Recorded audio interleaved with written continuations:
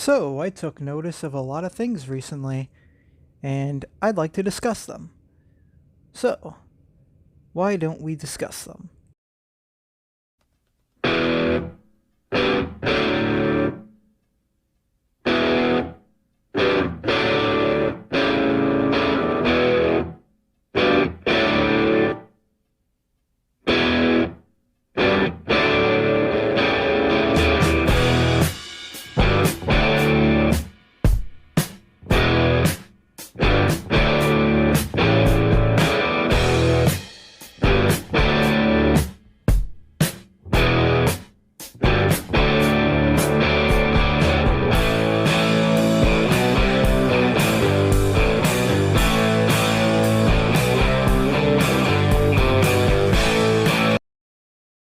Now, some of you are wondering, what kind of half-ass intro was that?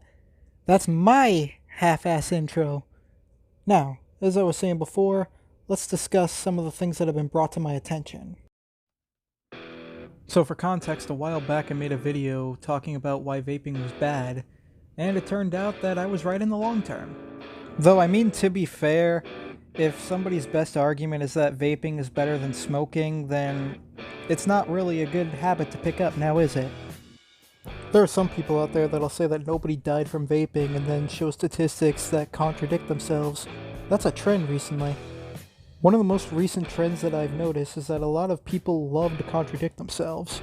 Now, some people will say this isn't recent, this has been going on for a very long time, which is true, I'll give them that. What I will say about inconsistency though is that it's such a huge global problem that nowadays people don't even understand what they're talking about anymore. Now I know some of you are thinking, aren't you going a little bit overboard with this? Allow me to give you some examples of what I'm talking about when I say inconsistency is a problem. Now we're going to start with socialism, since I've said in the past that socialism is a contradicting self-cannibal. Here's some proof of that. Is China a socialist country? They try to say that it's not a market socialist economy, but an unstable form of capitalism. Why do I see this as a red flag? Well, let's define capitalism. Now, before I get those people that are saying that I'm just using Google as a definition, see what I mean? A lot of places are saying that capitalism is something more on the range of free market and leaning more towards very little to no regulation from the government. Anyone see the problem yet? As you can see, state-owned enterprise accounted for over 60% of the Chinese market. So yeah, correct me if I'm wrong, but capitalism doesn't allow stuff like that. However, as you can see, socialism on the other hand, does. See what I mean? See what I mean yet? So yeah. So unless somebody can name one part of capitalist philosophy that allows the government to oversee all production, yeah, that's not capitalism. So then why would Google lie and say that China is not socialist? The way I see it, there are only three options for that. They're either evil and trying to push for control, they are stupid and don't understand what they are talking about, or they just like to lie because they just like to lie. I'll let you guys decide. While we're still on the topic of socialism, why don't we talk a little bit about the Nazis? Now, the Nazis were a really bad group of people. However, they were also National Socialists. Hitler was quoted multiple times saying that he would take socialism away from socialists, and then acts on what he said in 1934 with the Night of Long Knives, and has appointed multiple people to oversee all business production. Yeah, I don't really know any part of capitalist theory that says that the government must oversee all production and control it, but I don't know, you be the judge on that.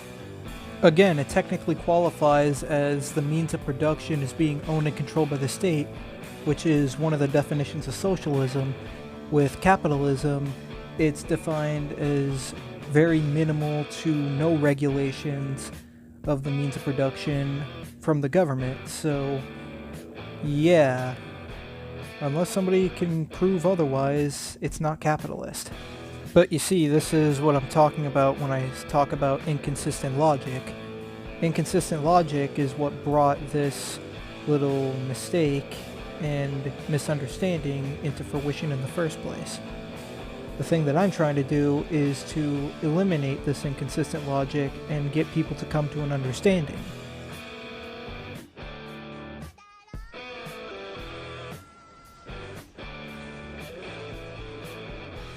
Here's another thing that's a little bit inconsistent. Yeah, that's extremely questionable. Not to mention the backpedaling after 3 months when we said we shouldn't wear masks, and then it's like, yeah, we should. That type of... Oh yeah, and that lie saying that masks protect you against the virus, and then these things say that they don't. Now, a few months ago, I already made a video that was talking about the possibility of this whole pandemic just being political theater masquerading as science. I'll leave a link to that in the description. Let's talk about other stuff. Quick question. Do you, random viewer, believe that I am ignorant? Do you? That I don't know history or something like that? Well, random viewer, then I gotta ask you one more thing. Do you know anything about the Nazi salute? Its history? Well, you know, the sea Kyle or whatever the heck it's supposed to be called, that one. Do you know where it originated from? Do you know where the swastika originated from? If I don't know history, then you should definitely know, right? Did you really think that I wouldn't find this? Let me ask you another one. What do you think the original definition of the swastika was? For those who said that it was a symbol that was supposed to be positive, you are correct. I'm not really sure how it would be racist to state a historical fact, because a lot of people like to conflate facts with racism. Honestly, they'll conflate literally anything with race if they put their mind to it. Now, why could this lead to a lot of inconsistent problems? Well, I'll show you why. Yep. They did this in the name of black culture. No, I kid you not, they actually did this in the name of black culture. Wow. I mean, you guys could correct me if I'm wrong, but I'm not really sure if black culture implies that you should be burning down cities, doing drugs, stealing, and then throwing dance parties in front of cops, and stuff like that. I don't really know many black people that would do stuff like that, personally anyway. But, I mean, I guess this is what BLM thinks black culture is. They try to protest against systemic racism, institutional racism, or whatever the heck it's called now, but they fail to acknowledge some of the most important things about that. Now, I know what some of you are thinking. With this graph, doesn't this prove that institutional racism exists since black people are more likely to be killed? I mean, disproportionately, right? Now, that's what some of you are thinking, correct?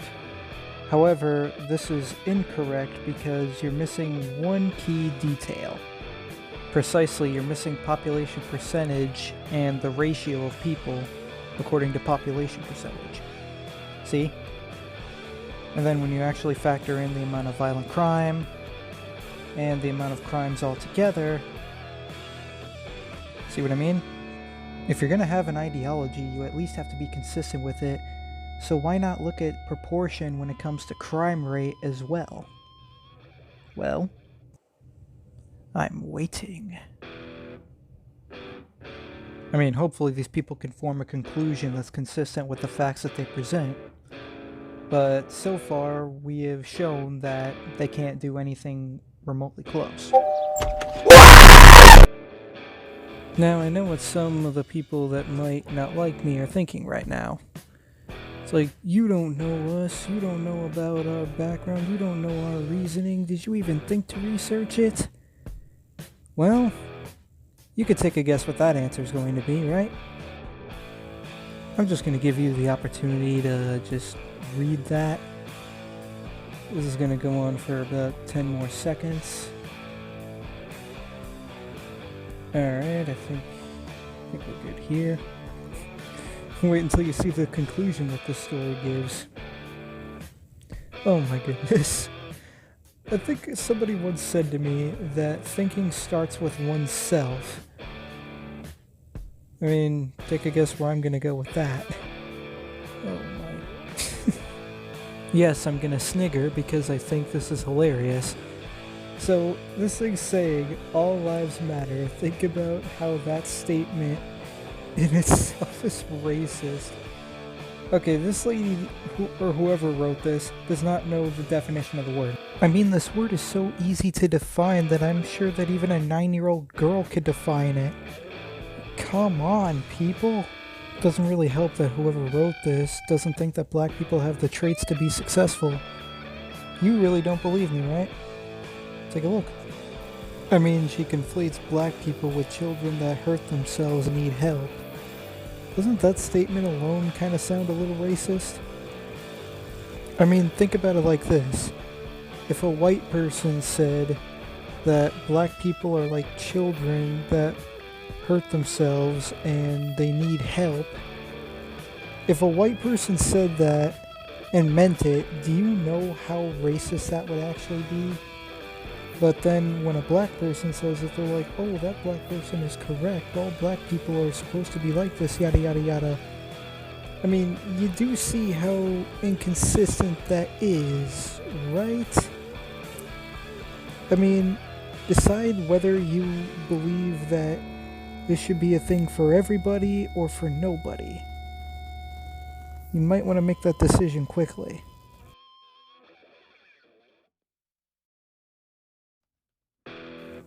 So why would they contradict themselves on that grand of a scale? They truly believe in racial equality, right? Well, to say that if a child hurts themselves in the playground and you bring them a plaster, it doesn't mean the other children don't matter, it just means you're focusing your efforts on the one that needs help. So apparently all black people need help. I mean, obviously whoever wrote this is out of touch with modern times, and trying to say that everybody else is out of touch with modern times. If anything, black people and, well, minorities, quote unquote, I mean, they have more protections than white people do by law. So I don't really know what this writer is talking about. I mean, come on, give me one legitimately racist law by definition that is on the books, that is still enforced, and we can finally agree. But I know for a fact that they can't do it because, well, there isn't one. I also find it interesting that the article mentions these people. Now, I know what you're thinking. Oh, but those are clear cases, right? Well, not at all, actually. If anything, they're clear cases of the opposite. Here, I'll show you proof. Yes, this is George Floyd's drug test, by the way. Before I get that one person that's going to accuse me of cherry-picking bits and pieces of the report, I'll put up the full report right now.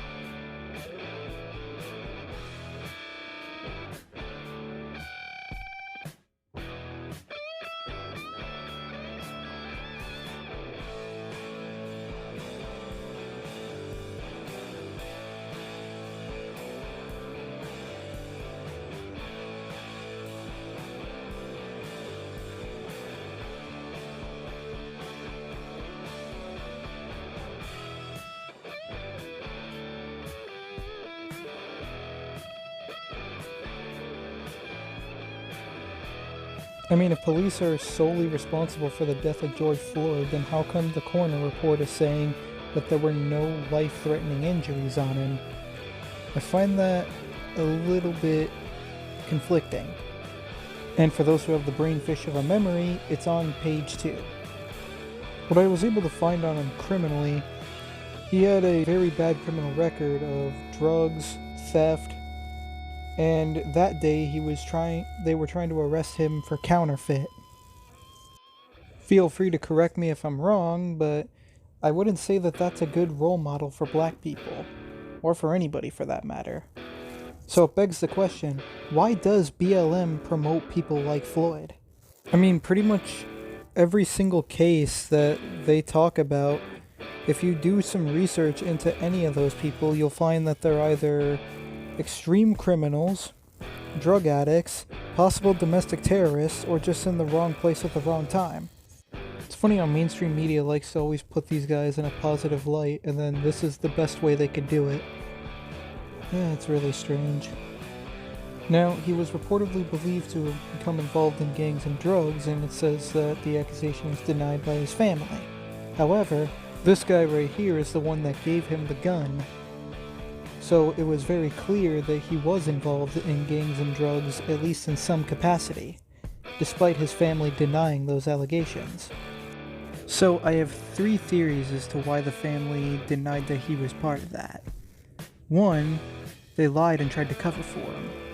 2, they genuinely didn't know.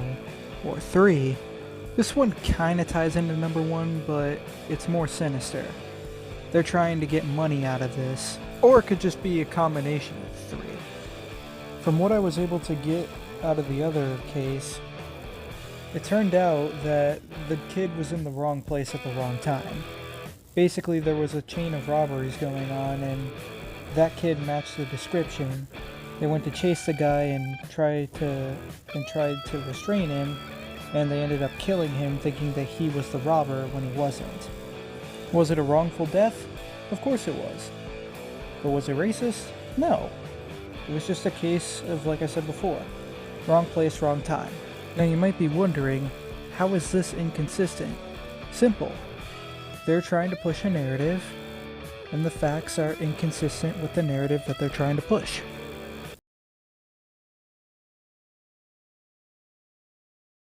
Let's see, what's the next thing that I can address that's inconsistent? Oh, I see. This is a very interesting one. Oh, yes. Yes, I can definitely see it. It seems a little bit blurry to some of you, but you can make that out, I guarantee it. Okay, this level of inconsistency is just stupid. I mean, seriously, this is about as stupid as the time when people tried to blame a COVID spike on people staying home. Then they'll just backpedal and say, well, this is a reliable one, but then it's not reliable, so make up your mind. So basically she's trying to push the narrative that the world will end in 12 years if climate change isn't addressed. Oops, my bad, I accidentally put the wrong tweet in, but we'll talk about it in a minute. See what I mean? She says, this is a technique of the GOP to take dry humor plus sarcasm literally and fact check it. Like the world ending in 12 years thing, you'd have to have the social intelligence of a sea sponge to think it's literal. Hey, she said it, not me. Like I said before, if you have a belief, you at least gotta be consistent, but instead, she says something, and then next thing you know, she ends up saying something completely different from before. This is not personal growth, as some people like to call it, because she's still a firm believer in this type of thing.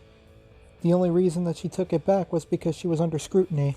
I mean, what do you expect from a group of people that can't even get the name straight, right?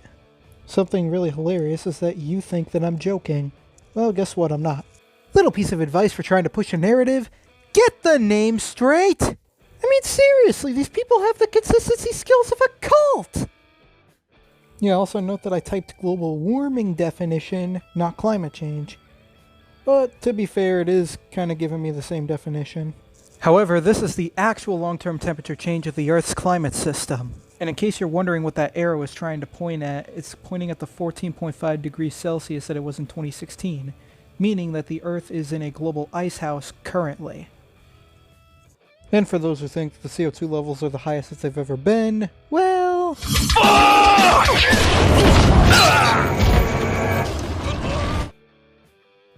I said it before and I'll say it again. These people have the consistency skills of a cult. Look, if you don't know about Earth's history, fine. If you don't know about the geologic temperatures throughout all of Earth's history, that's fine too. But don't try to push a narrative that you know absolutely nothing about. That's the problem. I kind of find it funny that she thinks that she was in any danger. Now, you want to know why she wasn't in any danger? Well, I'll give you a little quiz. January 6, 2021. The Capitol was overrun by a riot. During that riot, Cortez claimed that her life was in danger and played the victim.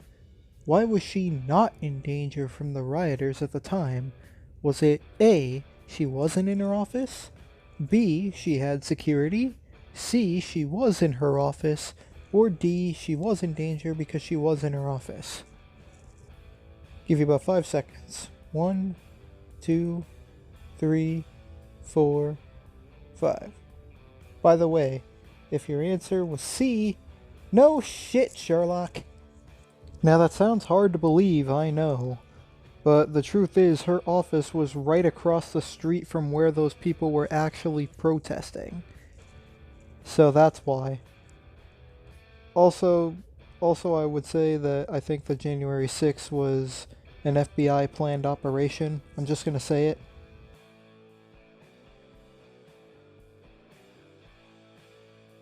Now, if you really want to get into the nitty-gritty of inconsistency, then look no further than the mainstream media. They're some of the most inconsistent people that you'll ever meet in your entire life. What, you don't believe me? Well, have you ever heard a more contradicting statement in your life? If you have, leave a comment down below and tell me what it was.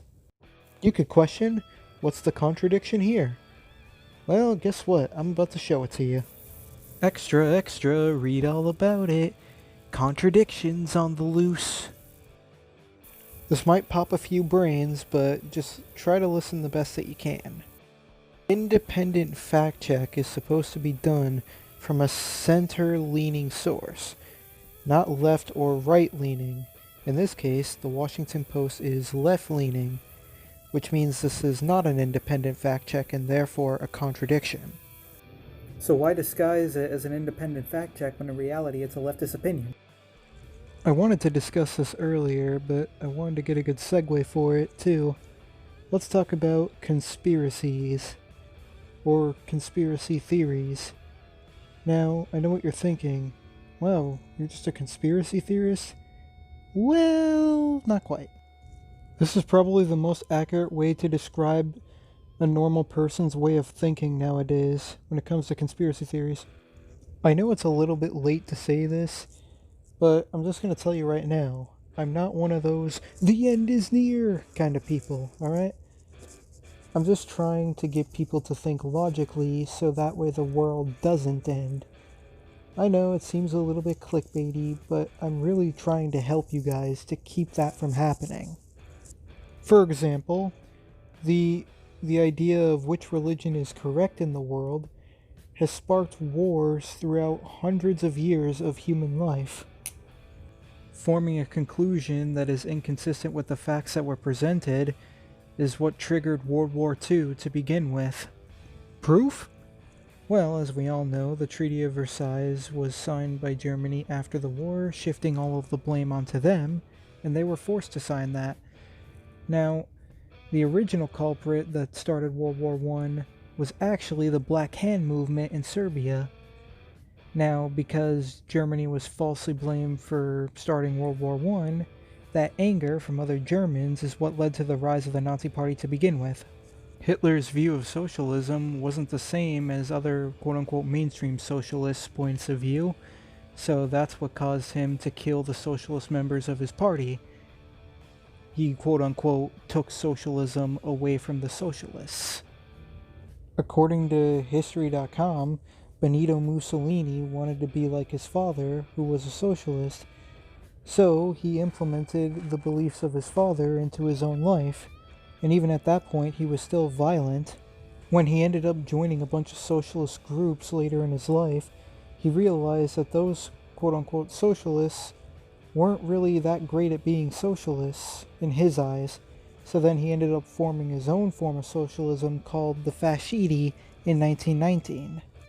The interpretation of socialism has also led to some of the absolute worst communist dictators in human history, also proving that the idea of socialism or communism, aka, cannot work.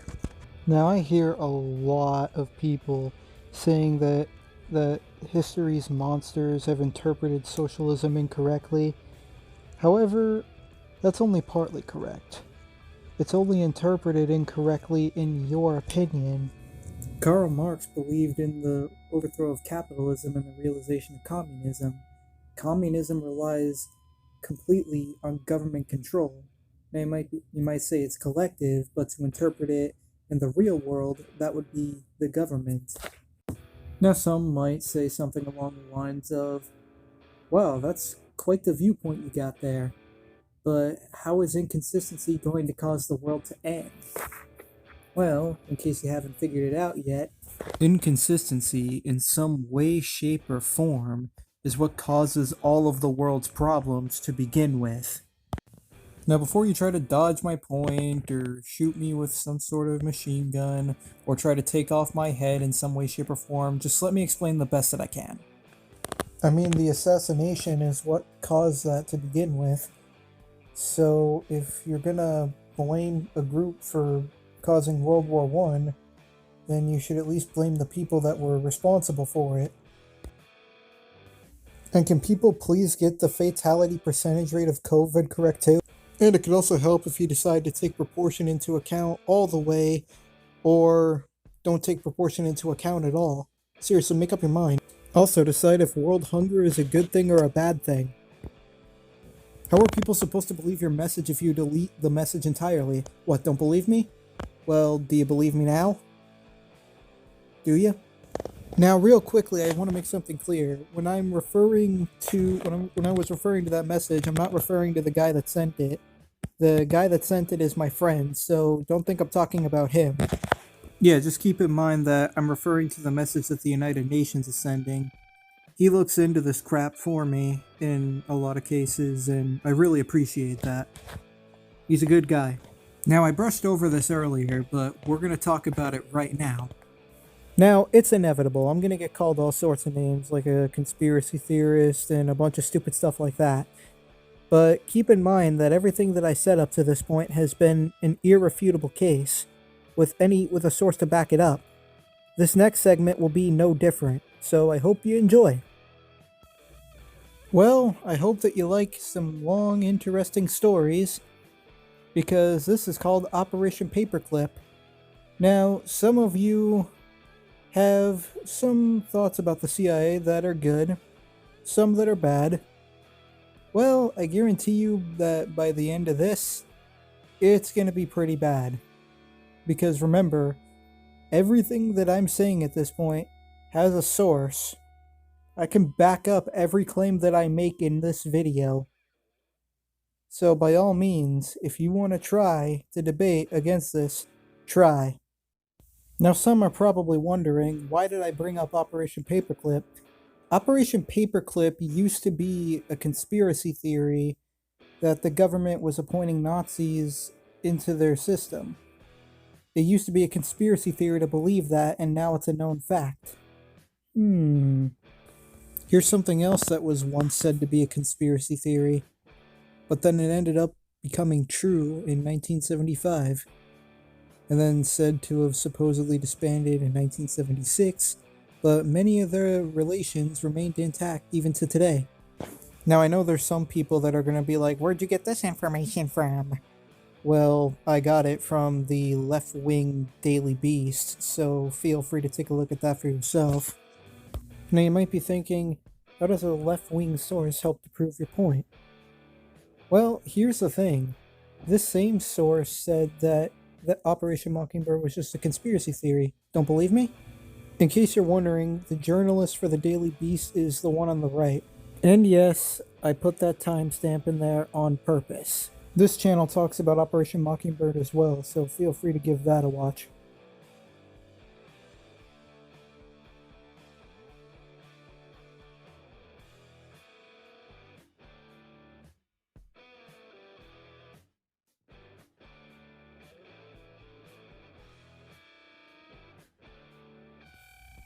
What you just read there is page 8 out of 15 from Operation Northwoods, which was also once said to be a conspiracy theory. Now, some might ask, how do you know that that's Operation Northwoods, and how do we know that you're not lying or just cherry picking bits and pieces of the report to fit your narrative? Well, allow me to put up the full report now.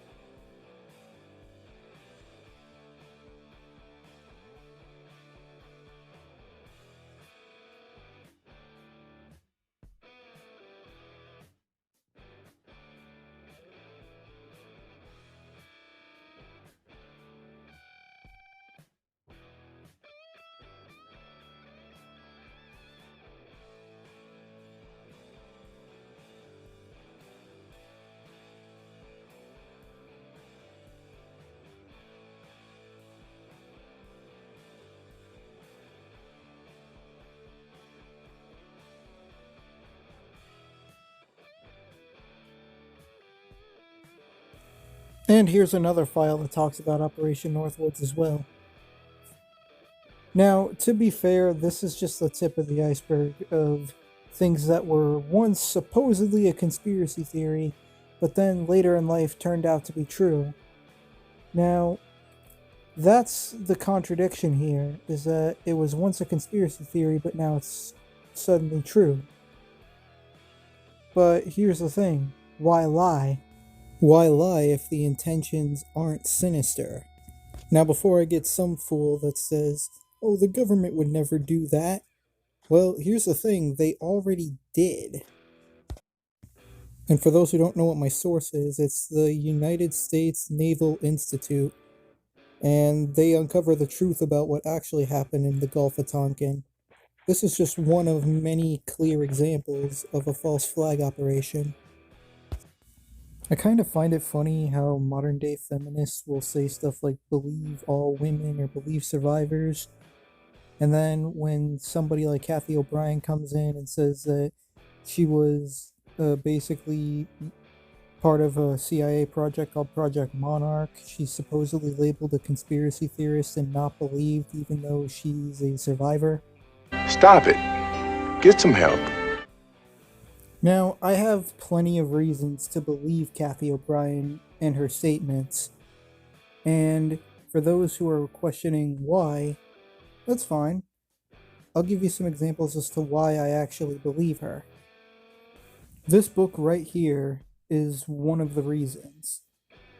You see, the director of the CIA at the time, Alan Dulles, and Dr. Harold Wolff of Cornell University had a very close relationship at the time.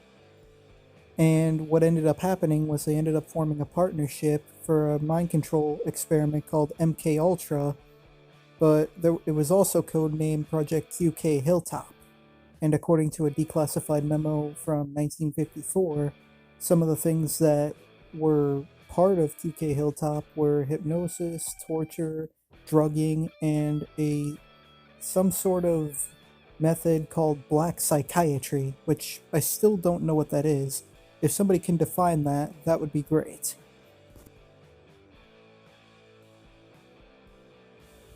And this is for those who are wondering why I would believe something that comes out of this type of book, because it was grown out of the 16,000 pages of documents that the CIA released to this author under the Freedom of Information Act, meaning that this is declassified now.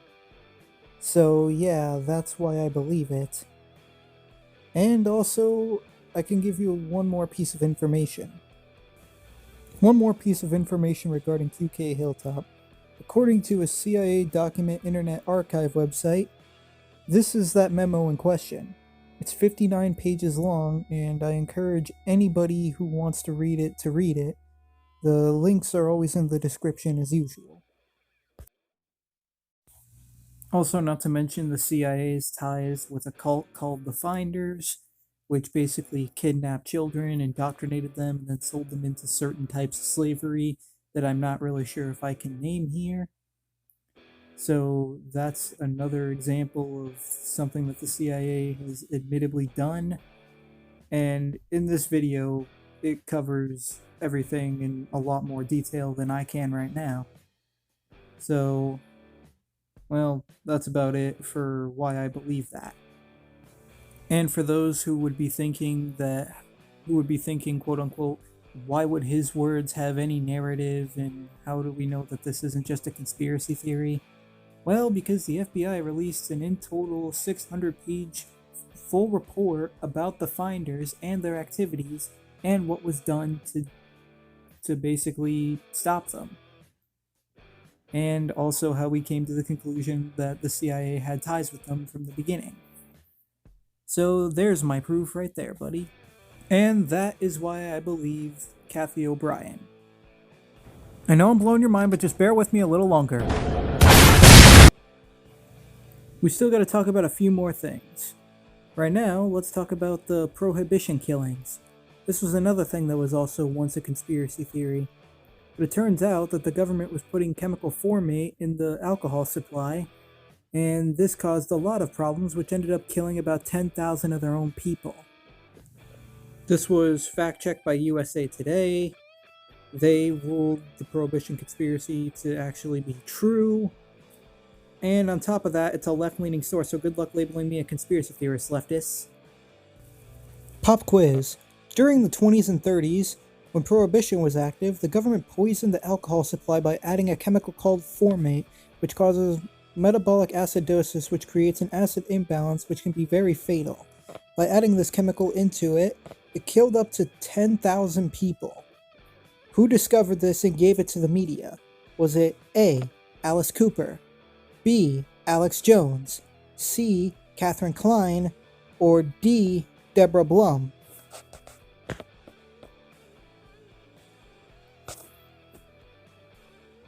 The correct answer is D.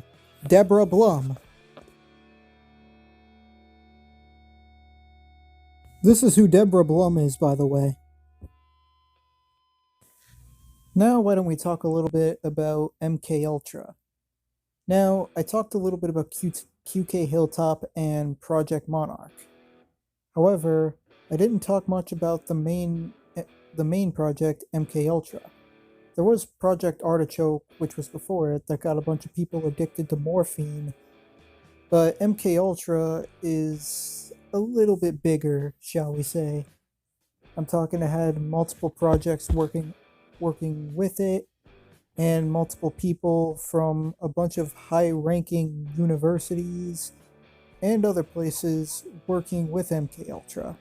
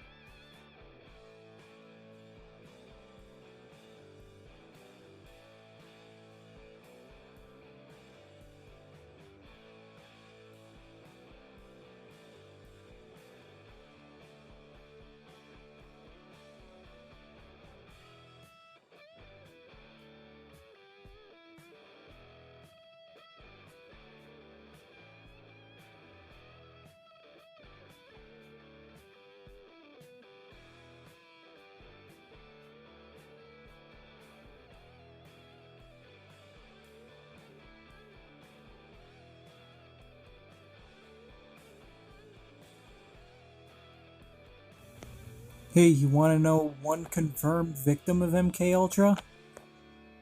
Do you really want to know? Now, if you're one of my friends watching this, then you already know who I'm referring to.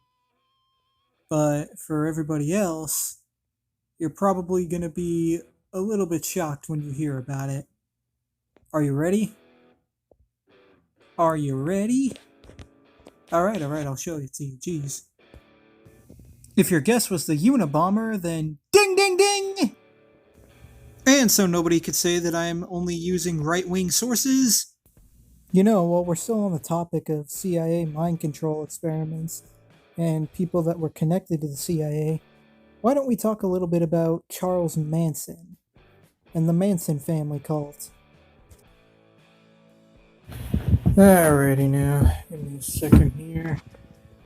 I think it's up here. It's gotta be up here somewhere. Just give me a second here. You might hear a thud, but that's okay. Got some comic books, stuff like that. Alright, careful. Alright. And if you hear a thud, sorry. Now, looky what we got here. Quite the interesting book, eh? This is just in case people would think, oh, well, these people are probably just a bunch of kooks. The conclusion for all the evidence gathered in the book is on page 391. It's a pretty engaging read. I'd recommend it if you're in a waiting room or pretty much anywhere that requires you to wait. So I guess the only real question that I can think of is, if it's proven true and you still believe it's a conspiracy theory, then why do you guys still push for truth if the truth is right in front of you and you're just too scared to look at it? That's something that I never understood. It just confuses me, you know, how people can be like so overwhelmingly blind in that regard. I mean, I guess when push comes to shove, humans prioritize emotion over logic, right? Well, that's a real problem. It leads to inconsistent thinking, which can result in horrific actions, which can potentially result in the end of the world. I mean, go ahead and feel free to think about everything that I said up to this point and form your own conclusion. I just wish that people could be a little bit more consistent, you know? Oh well, that's all I have for now, so goodbye. So yeah, thank you guys for watching. I hope that you found this entertaining and interesting and intellectually reasonable. I'll admit that I did leave a few things out, but that's mainly because I want to talk about them in a separate video entirely and come up with my own little deep dives a little bit more like this. So I appreciate you guys being patient with me, and like I said before, I hope that you enjoyed the video. Goodbye now.